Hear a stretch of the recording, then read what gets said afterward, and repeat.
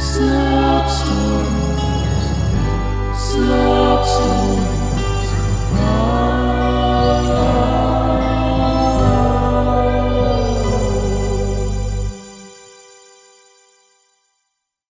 Slop Stories presents Sweet Revenge by Kenzie Campbell. What's the matter, shrimp face? Tired after just 2 pull-ups? The sharp end of a broken broom handle nearly pierced Connor's side as he screamed and fell to the ground.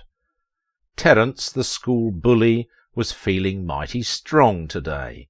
As usual, the teacher was distracted by today's newspaper and didn't see any of it. Look, everyone, Rat Brains is trying to take a nap. Terence pointed and cackled as Connor lay limp on the gym floor. Connor began crying as Terence and his cronies stalked off giving each other high fives. It was true that he had an ugly shrimp face, but he didn't think that he had the brains of a rat. He was pretty sure that his brains were normal human ones. Red-faced, he whined in a high pitch, "I have human brains!" And as he said it, a drove of flies bolted in Terence's direction. Terence stopped and turned around to face Connor. What did you say? He began walking back toward him, swatting flies away from his face. Connor cowered in Terence's shadow. I said that you're right. I do have rat brains. Soft grey ones, and I stink too.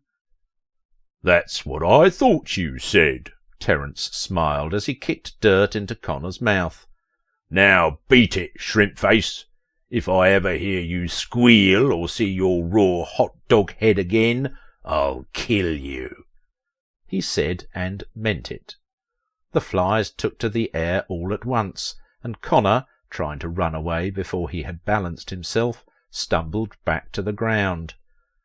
Connor eventually reached his house and slammed the door, falling to his knees and uncontrollably shrieking with fear. He was so frantic that he couldn't think straight.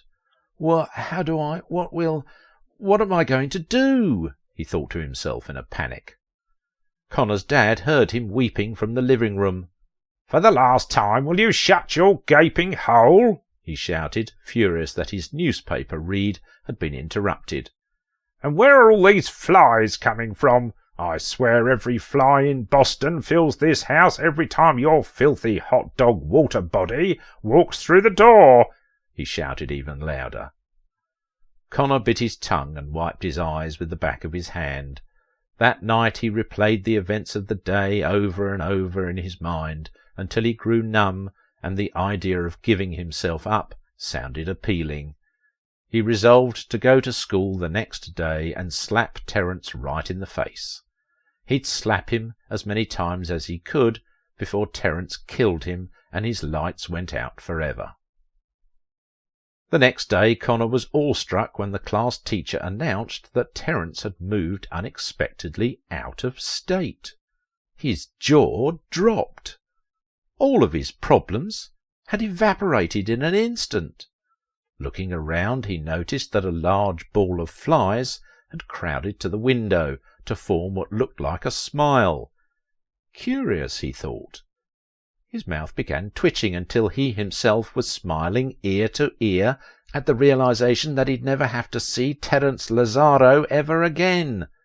That is, until a chance encounter in New York City nearly 20 years later. Hold up, please!" shouted a man as he ran to the cab Connor was sitting in. Before Connor could say anything, the man took his seat in the cab, forgetting to fasten his seat belt. "You wouldn't mind sharing, would you, bud?" Connor looked at the man and was flooded by traumatic memories.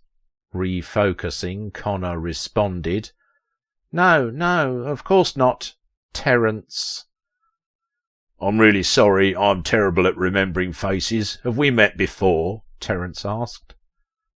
"Oh, yes." Connor grinned wickedly as he initiated some sort of evil sorcery, the fingers on his right hand tapping and stroking his left palm. Does rat brains ring a bell?" Terence's face was blank. "What about my raw hot dog head? You recognise that?" Still that blank face. "Do you remember anything from Valley High School?" Terence finally made a connection. "Oh, duh, Valley High. Sorry, I was only there a short while. I've nearly lost those memories. Man, those were some great memories, eh?" he said, trying to contribute to the conversation, but clearly unaware of which memories Connor was referring to. "What was your name again?" "I'm the guy that you used to kick to the ground, spit on, and call names in front of the school. Connor Sandusky, but you probably know me as Shrimp Face." Terence's eyes were still empty.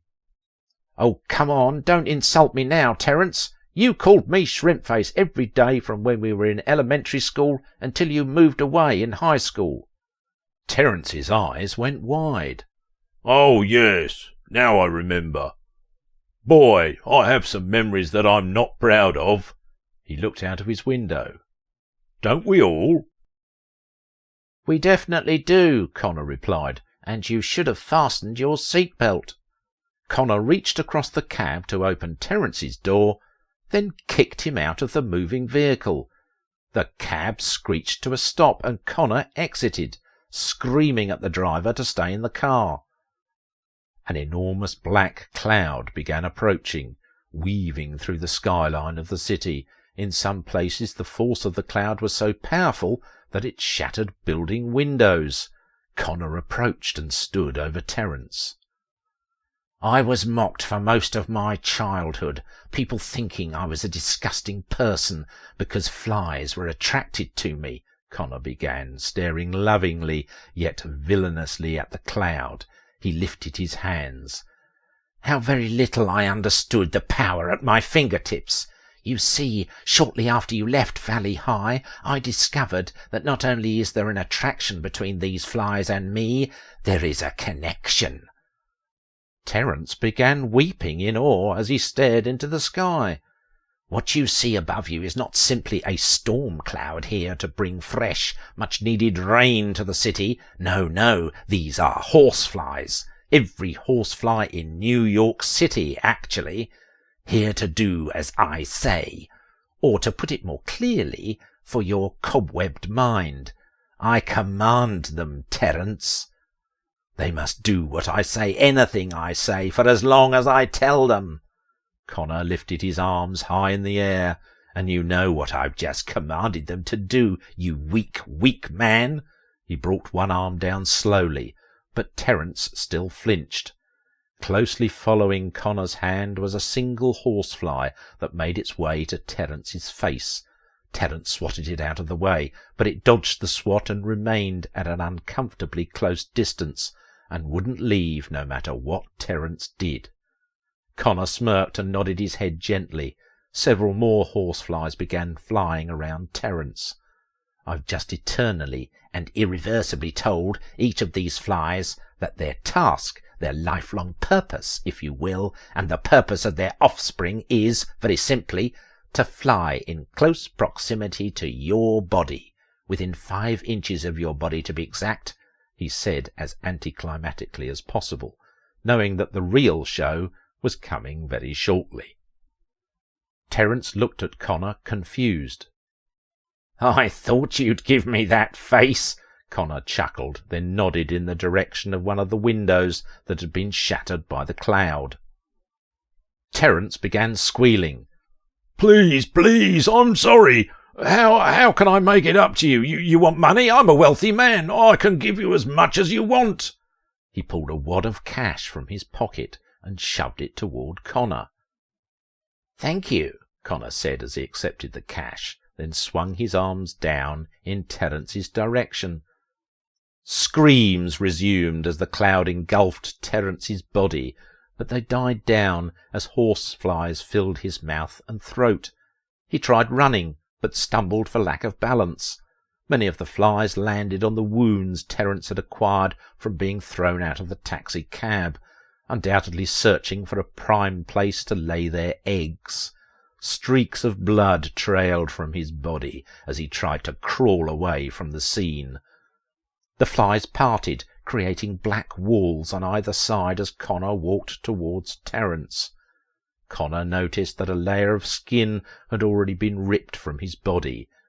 Beginning to cry with joy, he whispered into Terence's ear, "I want you to know that this is just the beginning, all of this."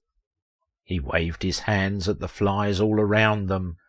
"Won't stop, do you understand that? It will never stop for as long as you live, and if I ever hear you squeal or see your raw hot dog head again, I'll kill you." Connor meant every word.